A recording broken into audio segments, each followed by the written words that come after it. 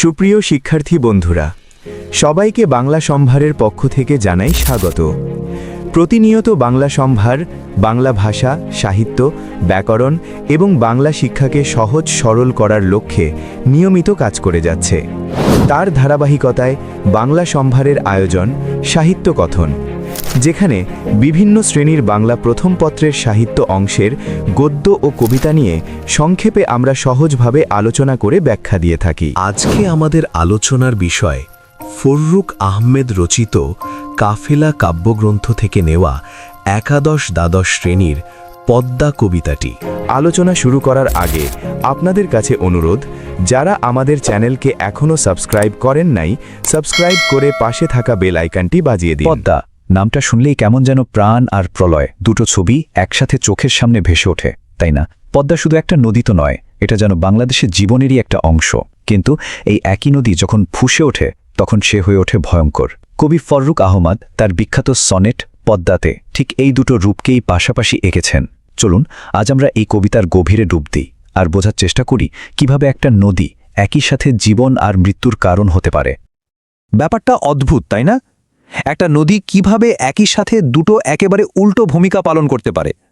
একদিকে সে পলি দিয়ে উর্বর করে তোলে জমি, মানুষের মুখে তুলে দেয় খাবার, আবার অন্যদিকে তার সর্বনাশা স্রোতে ভেসে যায় ঘরবাড়ি, স্বপ্ন, সবকিছু। কবিতার মূল সুরটা কিন্তু এই অদ্ভুত দ্বৈত চরিত্রকে ঘিরে। কবিতাটাকে ঠিকমতো বুঝতে হলে এর স্রষ্টা কবি ফররুখ আহমেদকে একটু চেনা দরকার, কারণ তার ব্যক্তিগত বিশ্বাস আর ঐতিহ্যই এই কবিতার ভাবনার জন্ম দিয়েছে। ফররুখ আহমদের জন্ম ১৯১৮ সালে মাগুরা জেলায়, আর তার সাহিত্য জীবনে একটা বড় মোড় আসে ১৯৪৪ সালে। মাত্র ২৬ বছর বয়সে তিনি প্রকাশ করলেন তার বিখ্যাত কাব্যগ্রন্থ সাত সাগরের মাঝি, যা বাংলা সাহিত্যে তোলপাড় ফেলে দিয়েছিল। ঢাকায় ১৯৭৪ সালে তিনি মারা যান। তার জীবনের এই সময় আর পারিপার্শ্বিকতাই তার লেখাকে একটা নির্দিষ্ট রূপ দিয়েছে। সাত সাগরের মাঝি ছাড়াও তার আরও অনেক গুরুত্বপূর্ণ কাজ আছে, যেমন সিরাজা মনিরা, নৌফেল ও হাতেম, বা তার সনেট সংকলন মুহূর্তের কবিতা। ফররুখ আহমেদ ইসলামী ঐতিহ্য আর দর্শনে গভীরভাবে বিশ্বাস করতেন, আর তার এই বিশ্বাসটাই কিন্তু তার দেখার চোখ তৈরি করে দিয়েছিল। পদ্মা নদীকে তিনি শুধু একটা ভৌগোলিক নদী হিসেবে দেখেননি, দেখেছেন প্রকৃতির এক বিশাল ঐশ্বরিক শক্তি হিসেবে, যা পদ্মা কবিতায় খুব স্পষ্ট। আচ্ছা, চলুন আবার কবিতায় ফেরা যাক। পদ্মার যে দুটো চেহারার কথা বলছিলাম, তার প্রথমটা দেখি, সেই ভয়ঙ্কর ধ্বংসের রূপটা। কারণ পদ্মা সবসময় শান্ত স্নিগ্ধ থাকে না, মাঝে মাঝে সে হয়ে ওঠে এক প্রলয়ঙ্কারী শক্তি। একবার ভাবুন তো, কবি কি অসাধারণ একটা ছবি এঁকেছেন।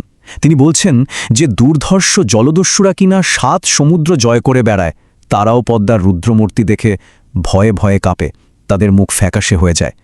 এই একটা লাইনই বুঝিয়ে দেয় পদ্মার ধ্বংসের ক্ষমতা ঠিক কতটা ভয়ঙ্কর।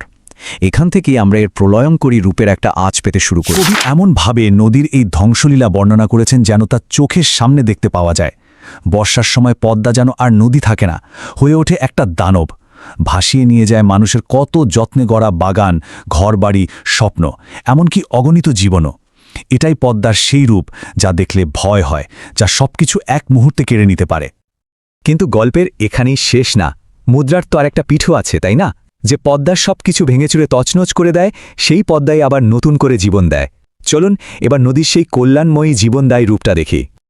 দেখুন, ছবিটা এখানে একেবারে অন্যরকম।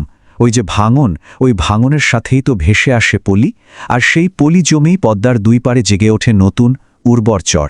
আর সাধারণ খেটে খাওয়া মানুষগুলো সেই উর্বর মাটিতেই লাঙল চালিয়ে সোনা ফলায়।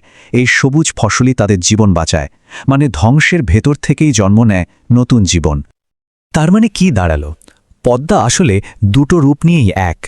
একদিকে এসে প্রলয়ঙ্করী, যাকে দেখে দুর্ধর্ষ জলদস্যুও ভয় পায়, যে ঘরবাড়ি জীবন ভাসিয়ে নিয়ে যায়।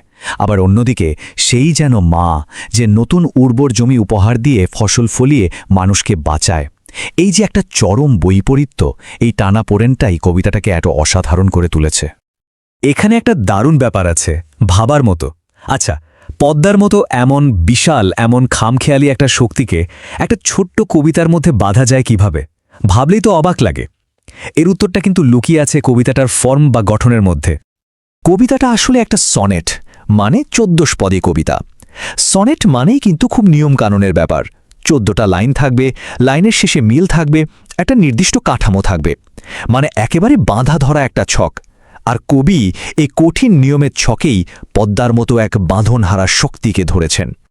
মাত্র 14টা লাইন, ভাবা যায়? একটা নদীর পুরো জীবন মৃত্যুর খেলা, তার ভাঙা গড়ার চক্র, সবকিছুকে কবি এই ছোট্ট একটা কাঠামোর মধ্যে নিয়ে এসেছেন। একদিকে নদীর অসীম বাঁধ ভাঙার শক্তি, আর অন্যদিকে কবিতার এই ছোট্ট সীমিত পরিসর। এই বৈপরীত্যটাই অসাধারণ। এর গঠনটা যদি আমরা দেখি, দেখব 4টা স্তবক, প্রত্যেকটায় 3 লাইন করে, আর একদম শেষে আছে 2 লাইনের একটা স্তবক। শুধু তাই না, প্রত্যেক লাইনে মাত্রা সংখ্যাও নির্দিষ্ট, 18টা, আর ছন্দের মিলটাও একেবারে নিখুঁত। এই যে একটা গাণিতিক হিসাব নিকাশ, এটা দিয়েই কবি যেন পদ্মার উন্মত্ততাকে একটা ছন্দে বেঁধে ফেলেছেন। তো শেষ পর্যন্ত আমরা কি বুঝলাম? বুঝলাম যে পদ্মার এই ধ্বংস আর সৃষ্টির খেলাটা আসলে আলাদা কিছু নয়। এটা একই মুদ্রার এপিট ওপিট, একটা চক্রের মতো। ধ্বংস হচ্ছে বলেই নতুন করে সৃষ্টি হতে পারছে। নদীটা যেন সেই চিরন্তন জীবন চক্রেরই একটা জীবন্ত প্রতীক, যেখানে মৃত্যু আসলে নতুন জীবনেরই সূচনা করে।